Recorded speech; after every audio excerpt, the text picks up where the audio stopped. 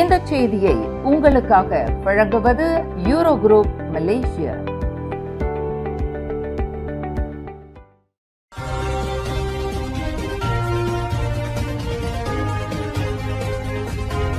வணக்கம். திசைகளின் 5 மணி செய்திகள். மாணவி பாலியல் பலாத்காரம், அந்த 4 மாணவர்கள் பள்ளியிலிருந்து நீக்கம். மலாக்கா அலூர்கஜாவில் உள்ள ஓர் இடைநிலைப் பள்ளியின் வகுப்பறையில் 3ஆம் படிவ மாணவி ஒருவரை பாலியல் பலாத்காரம் செய்ததாக கூறப்படும் 5ஆம் படிவத்தைச் சேர்ந்த 4 மாணவர்கள் பள்ளியிலிருந்து நீக்கப்பட்டுள்ளனர் என்று கல்வி அமைச்சு இன்று அறிவித்துள்ளது. இவ்விவகாரம் தொடர்பாக இன்று காலையில் கல்வி அமைச்சில் நடத்தப்பட்ட பள்ளி கட்டொழுங்கு வாரிய கூட்டத்தில் இந்த முடிவு எடுக்கப்பட்டுள்ளதாக கல்வி தலைமை இயக்குனர் டாக்டர் முகமது அசாம் அஹ்மத் தெரிவித்தார். இச்சம்பவம் தொடர்பில் மலாக்கா போலீசார் 4 மாணவர்களை கைது செய்து தடுப்பு காவலில் வைத்துள்ளனர். சம்பந்தப்பட்ட மாணவி தனக்கு நேர்ந்த கதி குறித்து பள்ளியின் வகுப்பாசிரியரிடம் தெரிவித்த பின்னர் அந்த மாணவியின் பெற்றோருக்கு பள்ளி நிர்வாகம் தெரியப்படுத்தியுள்ளது. இவ்விவகாரத்தில் சம்பந்தப்பட்டுள்ள மாணவர்களை கல்வி அமைச்சு தற்காக்காது என்று கடந்த சனிக்கிழமை கல்வி அமைச்சர் ஃபலீனா சிடேக் தெரிவித்திருந்தார். வரும் 16வது பொது தேர்தலில் பரிகத்தா நேஷனல் ஆட்சியை கைப்பற்றி அரசாங்கத்திற்கு தலைமையேற்குமானால் ஒரு குடும்பத்திற்கு ஆண்டுக்கு 6000 ரிங்கிட் உதவித்தொகை வழங்கப்படும் என்று எதிர்க்கட்சித் தலைவர் டத்தோ ஸ்ரீ ஹம்சா ஜைனுடீன் இன்று நாடாளுமன்றத்தில் தெரிவித்தார். மாதம் ஒன்றுக்கு 500 ரிங்கிட் வீதம் 12 மாதங்களுக்கு மொத்தம் 6000 ரிங்கிட் உதவித்தொகை பந்த்வான் பிரிஹாத்தே நேஷனல் என்ற பெயரில் வழங்கப்படுவது உறுதி என்று ஹம்சா ஜைனுடீன் குறிப்பிட்டார். தவிர ஏழ்மை நிலையில் உள்ள குடும்பங்களின் பிள்ளைகளுக்கு பல்கலைக்கழகத்திற்கு முந்தைய படிப்பு வரை இலவச கல்வி வழங்கப்படும் என்றும் ஹம்சா ஜைனுடீன் தெரிவித்தார். நாடாளுமன்றத்தில் பிரதமர் டத்தோ ஸ்ரீ அன்வர் இப்ராஹிம் தாக்கல் செய்த 2026ஆம் ஆண்டுக்கான பட்ஜெட் மீதான விவாதத்தில் கலந்து கொண்டு உரையாற்றுகையில் லாரூட் எம்பியான ஹம்சா ஜைனுடீன் மேற்கண்டவாறு கூறினார்.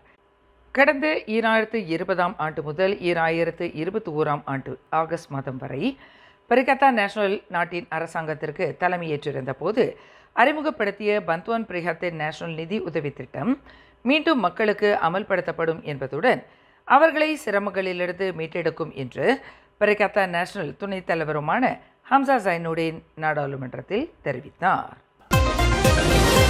மலேசிய ராணுவ வீரர்கள் சங்கத்திற்கு சொந்தமான 5 அடுக்குமாடி வீடுகள் விற்பனை தொடர்பில் 4,05,000 ரிங்கிட்டை லஞ்சமாக பெற்றதாக கூறப்படும் பணி ஓய்வு பெற்ற முன்னாள் ராணுவ வீரர் ஒருவரை மலேசிய ஊழல் தடுப்பு ஆணையமான SPRM கைது செய்துள்ளது. பினாங்கு மாநிலத்தைச் சேர்ந்த 60 வயது மதிக்கத்தக்க அந்த முன்னாள் ராணுவ வீரர் இன்று காலை 10 மணி அளவில் வாக்குமூலம் பதிவு செய்யப்படுவதற்கு அழைக்கப்பட்ட போது கைது செய்யப்பட்டதாக SPRM வட்டாரங்கள் தெரிவித்தன.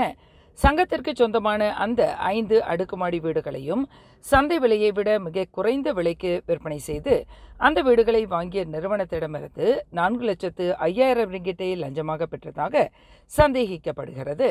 இந்த சம்பவம் கடந்த 2015ஆம் ஆண்டு நடைபெற்றுள்ளது. வங்கிகளின் 12 பரிவர்த்தனைகள் வாயிலாக அந்த முன்னாள் ராணுவ வீரரின் வங்கிக் கணக்கில் சம்பந்தப்பட்ட நிறுவனம் பணத்தை பட்டுவாடா செய்துள்ளது. இதனிடையே சம்பந்தப்பட்ட முன்னாள் ராணுவ வீரரை SPRM கைது செய்திருப்பதை அதன் பினாங்கு மாநில இயக்குனர் டத்தோ S கருணாநிதி உறுதிப்படுத்தினார்.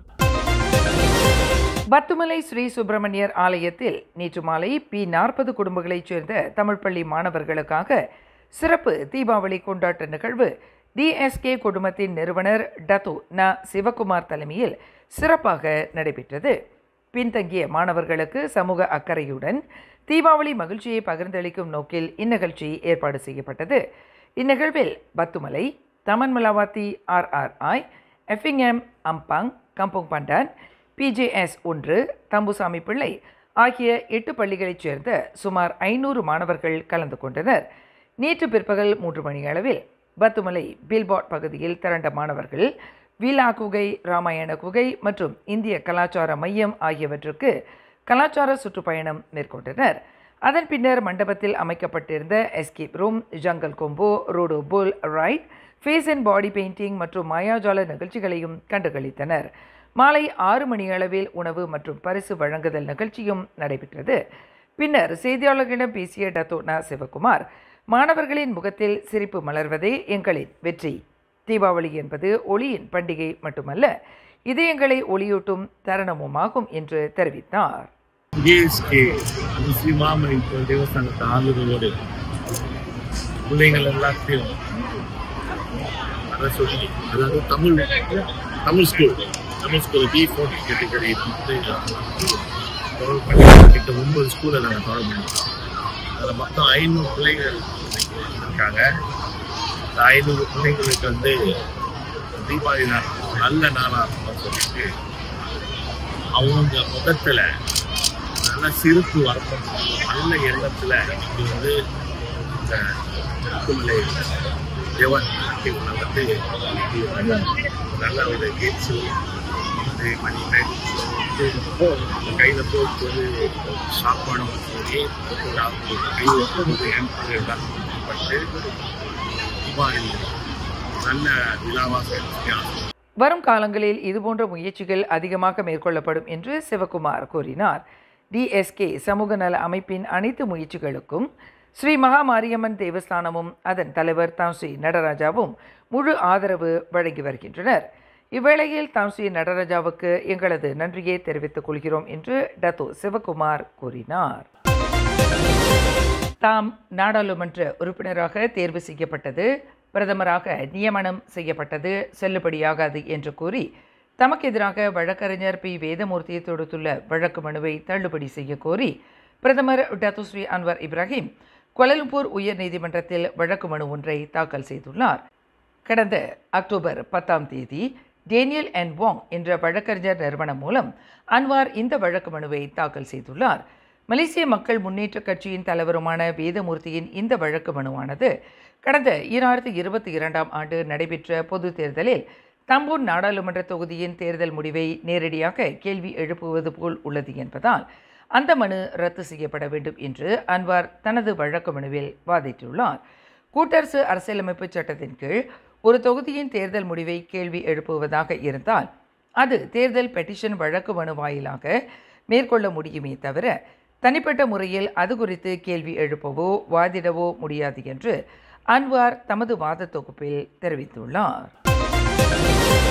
ஜொஹூர் அரச பேராளர் திருமணம் செய்து கொண்டதைப் போல போலியான திருமண பதிவுச் சான்றிதழை சமூக வலைதளங்களில் பதிவேற்றம் செய்ததாக குற்றச்சாட்டப்பட்ட முன்னாள் மாடல் அழகி 2வது மனோவியல் சோதனைக்கு உட்படுத்தப்பட வேண்டியதில்லை என்று கோலாலம்பூர் செஷன்ஸ் நீதிமன்றம் இன்று முடிவு செய்தது.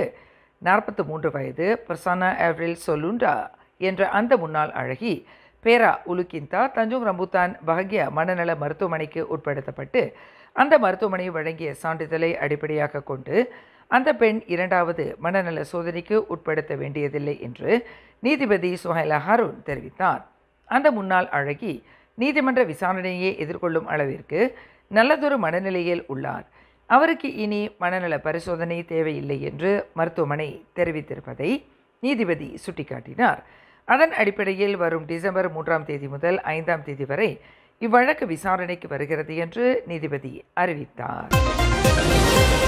ஆடவர் ஒருவரின் நிர்வாண படத்தை காட்டி பணம் கேட்டு மிரட்டி வந்த குற்றத்திற்காக குடும்ப மாது ஒருவருக்கு ஜார்ஜ் டவுன் மேஜிஸ்ட்ரேட் நீதிமன்றம் இன்று 10,000 ரிங்கேட் அபராதம் விதித்தது.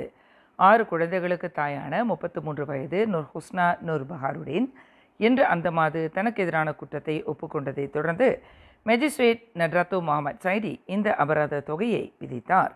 அபராத தொகையை செலுத்த தவறினால் கூடுதலாக 10 மாத சிறை தண்டனை விதிப்பதாக மேஜிஸ்ட்ரேட் நட்ராத்தும் தமது தீர்ப்பில் தெரிவித்தார். கடந்த ஜூன் 14ஆம் தேதி பினாங்கு லிந்தாங் கம்போங் ரவா என்ற இடத்தில் 28 வயது முகமது யசீர் முகமது ஃபாரூக் என்பவரின் நிர்வாண படத்தை பயன்படுத்தி அந்த ஆடவரிடம் பணம் கேட்டு தொடர்ந்து அச்சுறுத்தி வந்ததாக அந்த மாதவிற்கு எதிராக குற்றம் சுமத்தப்பட்டது. மேலும் செய்திகளை தெரிந்து கொள்ள கீழே இருக்கும் பெல் பட்டனை அழுத்துங்கள். உங்கள் மகிழ்ச்சியை வெளிப்படுத்த லைக் மற்றும் ஷேர் செய்யுங்கள். தொடர்ந்து திசைகளோடு இணைந்திருக்க சப்ஸ்கிரைப் செய்யுங்கள்.